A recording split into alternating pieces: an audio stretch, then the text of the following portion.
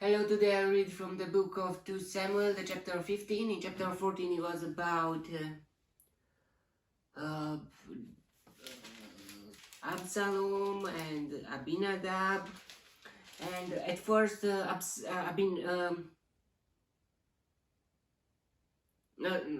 Abinadab, Joab. At first Joab helped Absalom to say to David that to forgive him or something like that, but after that he didn't want to talk with him anymore, and Absalom didn't like it, and he even tried to force Joab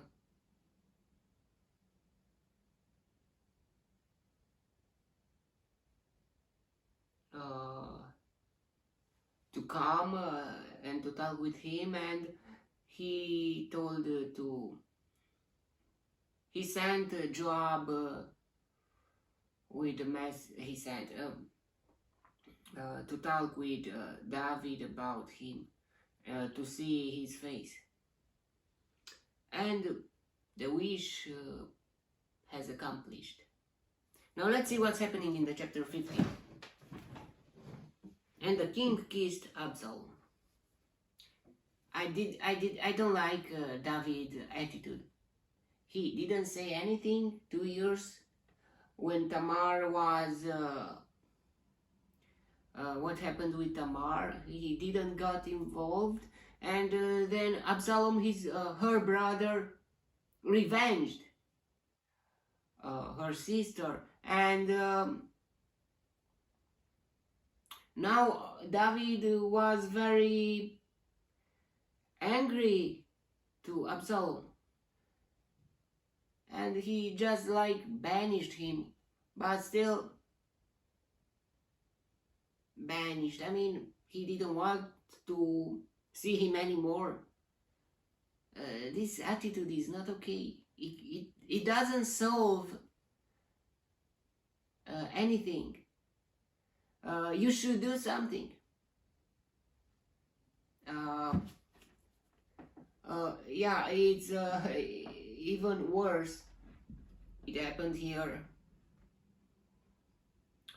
and yeah, it's about Absalom's decisions and attitude too, but still, I don't like neither David's attitude here.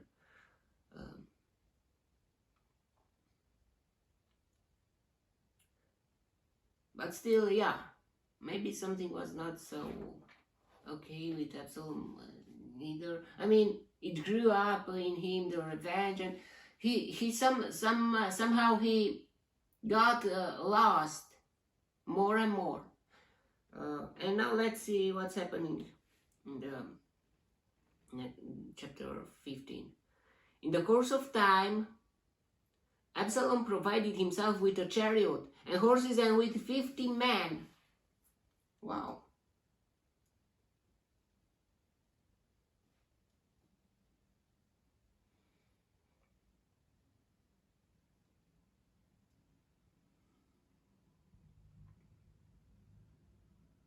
Running ahead of him. He would get up early and stand by the side of the road leading to the city gate.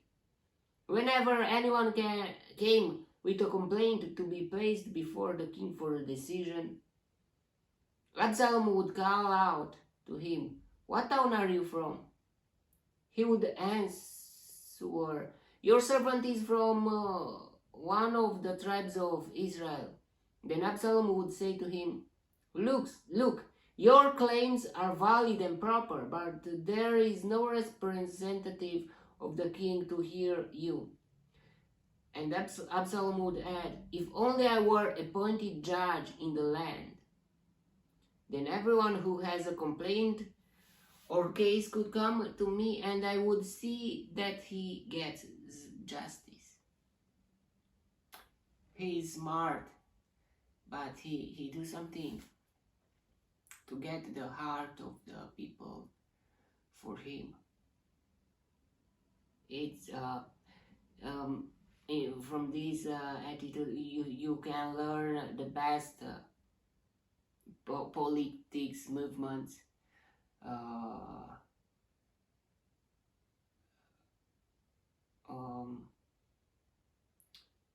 If you're a politician, you should read this and you should learn a lot. You can learn a lot from here. Absalom was smart,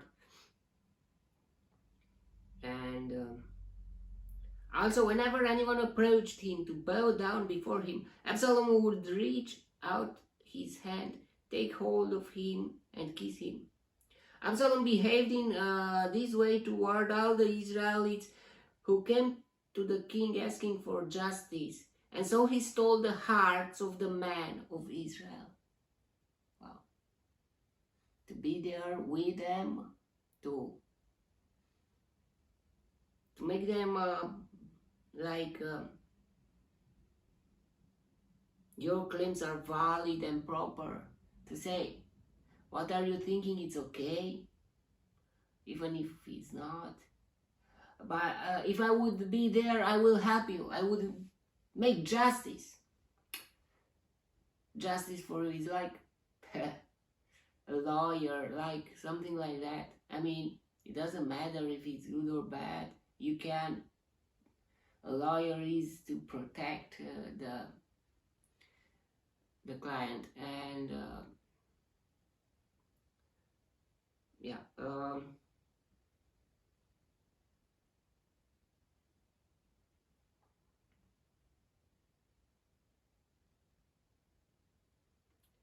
At the end of 4 years, 4 years, 4 years he did that all the Israelites to know him. Absalom said to the king, let me go to Hebron and fulfill a vow I made to the Lord. While your servant was living at Geshur in Aram, I made this vow. If the Lord takes me back to Jerusalem, I will worship the Lord in Hebron. The king said to him, go in peace. So he went to Hebron. Yeah, but why he asked the king? I mean, wasn't he free to go anywhere he wanted? Maybe, I don't know. Then Absalom sent secret messengers throughout the tribes of Israel to say, as soon as you hear the sound of the trumpets, then say, Absalom is king in Hebron. 200 men from Jerusalem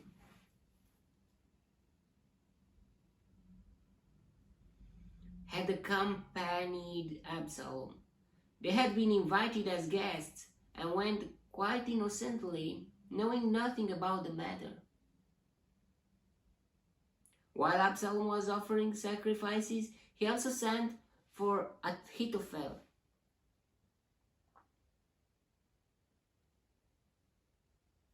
the Gilonite.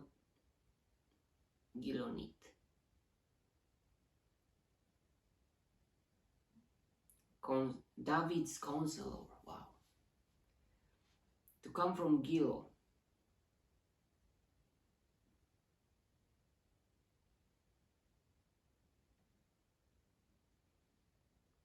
His hometown. And so the conspiracy gained strength, and Absalom's following kept on increasing. A messenger came and told David, the hearts of the men of Israel are with Absalom. Then David said to all his officials who were with him in Jerusalem, come, we must flee, or none of us will escape from Absalom. We must leave immediately. A messenger came and told to David, the hearts of the men of Israel are with Absalom. Wow. Then David said to all his officials who were with him in Jerusalem, come, we must flee, or none of us will escape from Absalom. Wow. He knew his child, and he was afraid of him. It's very, wow, I mean, yeah. We must leave immediately, or he will move quickly to overtake us and bring ruin upon us and put the city to the sword. The king's officials answered him, "Your servants are ready to do whatever our lord the king chooses." Yeah, but David was the king. How could he run? How could he run? I mean,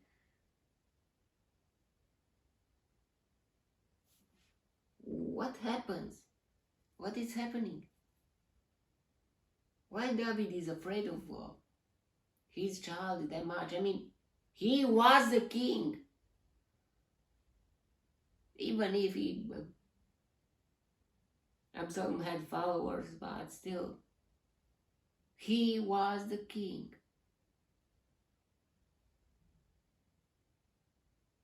It's about politics here, but is it okay what David is doing? Or it just opened the gate for Absalom to overtake him without difficulties? The king set out with his entire household following him, but he left 10 concubines to take care of the palace. So the king set out with all the people following him, and they halted at a place some distance away. All his men marched past him, along with all the Kerethites and Pelethites and all the 600 Gittites who had accompanied him from Gath marched before the king. Wow. He was afraid of Absalom. With 600 Gittites, only Gittites.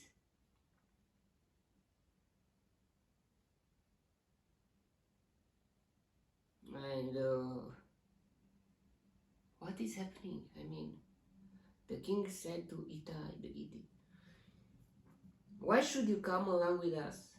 Go back and stay with King Absalom. You're a foreigner, an exile from your homeland. You came only yesterday. And today shall I make you wander about with us when I do not know where I am going? Go back and take your countrymen. May kindness and faithfulness be with you." David, a military man, that he was a leader in so many wars and so many difficulties, how could he be that afraid of his son?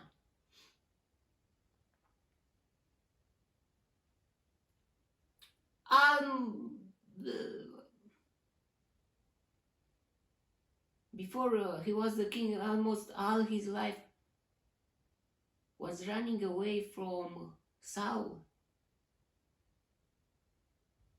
And now is afraid of his son. What is happening?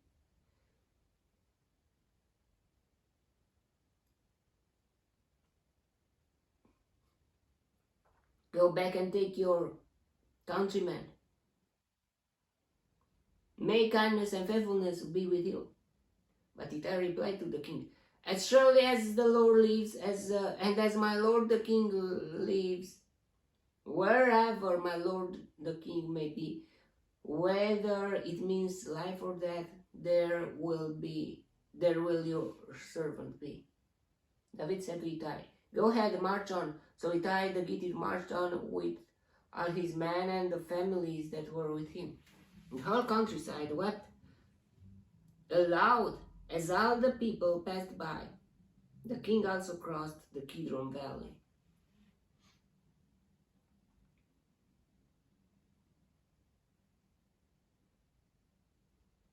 And all the people moved on toward the desert. Yeah, he was at Hebron, Absalom, but still.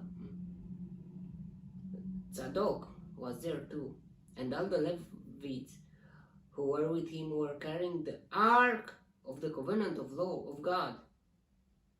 Wow. They set down the ark of God, and Abiathar offered sacrifices until all the people had finished leaving the city. Then the king said to Zadok, "Take the ark of God back into the city. If I find favor in the Lord's eyes, he will bring me back and let me see it and his dwelling place again. But if he says, I am not pleased with you, then I am ready. Let him do to me whatever seems good to him." Who? God. He's talking about God. The king also said to Zadok the priest, "Aren't you a seer? Go back to the city in peace with your son Ahimaaz, Ahimaaz.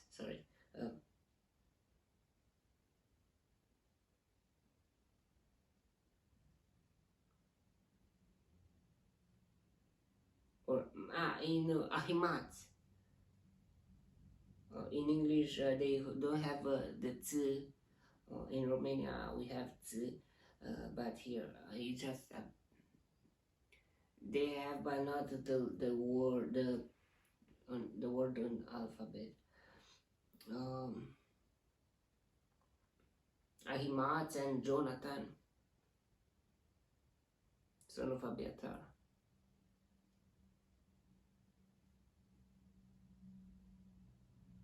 You and Abiathar, take your two sons with you. I will wait at the fords in the desert until word comes from you to inform me." So Zadok and Abiathar took the ark of God back to Jerusalem and stayed there. But David continued up to the Mount of Olives.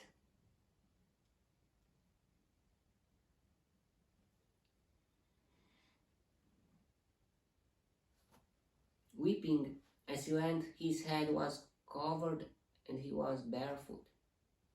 And all the people with him covered their heads too, and were weeping as they went up.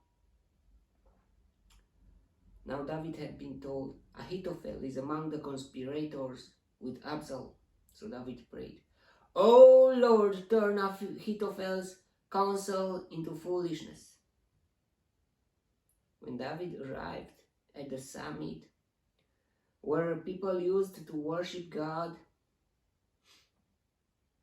Hushai, the Archite, was there to meet him. His robe torn and dust on his head. David said to him, "If you go with me, you will be a burden to me. But if you return to the city and say to Absalom, 'I will be your servant, O king. I was your father's servant in the past, but now I will be your servant,' then you can help me by frustrating Ahithophel's advice. Won't the priests Zadok and Abiathar be there with you?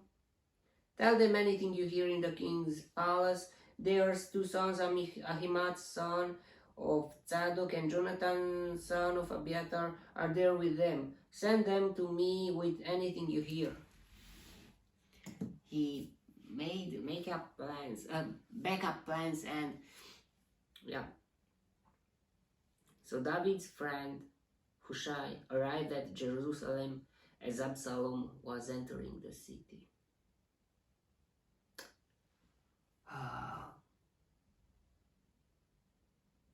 Yeah, maybe David was aware of what is happening, that his son is taking his throne.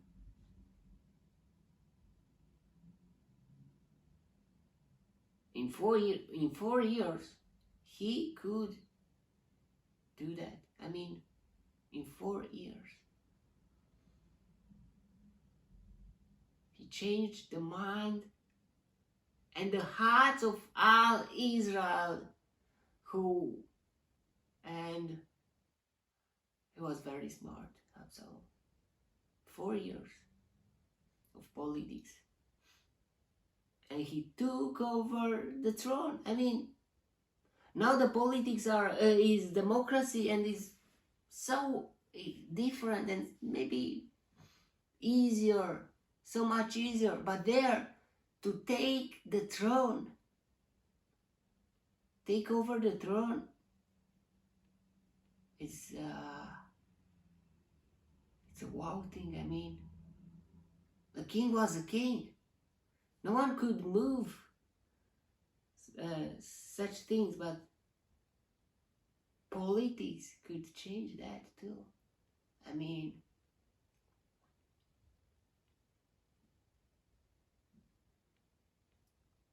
very, very interesting.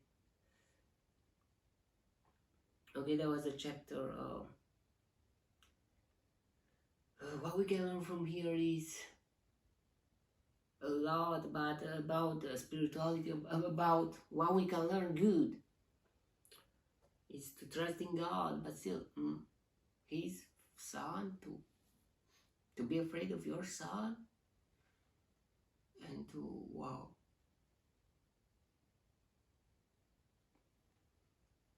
Even if, I don't know, that maybe even if he would do things like, if he reacted okay with, by making something with Tamar and punish that his son, another son, that, and yeah, but still, maybe Absalom, but why that kind? I mean, he could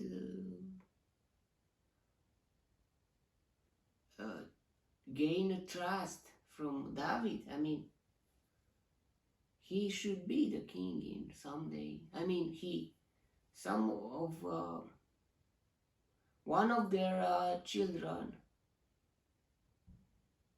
Yeah, but the prophecy was about, or will be about, we will see.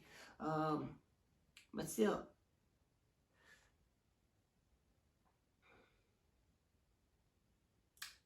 okay, that was a chapter.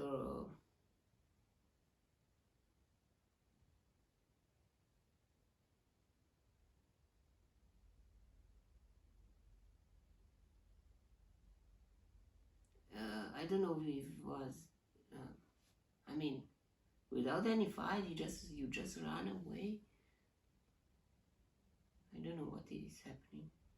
Okay, that was the chapter. May the God bless me, protect me, and delight me in the next chapter too. And if you want to receive me there, to God bless you all, and goodbye.